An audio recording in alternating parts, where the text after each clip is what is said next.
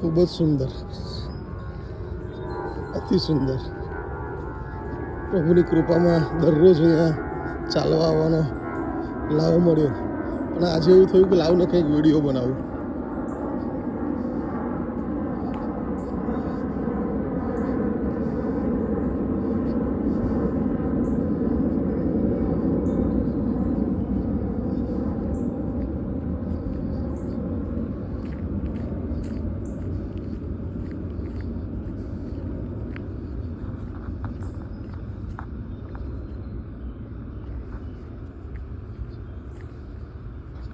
અતિ સુંદર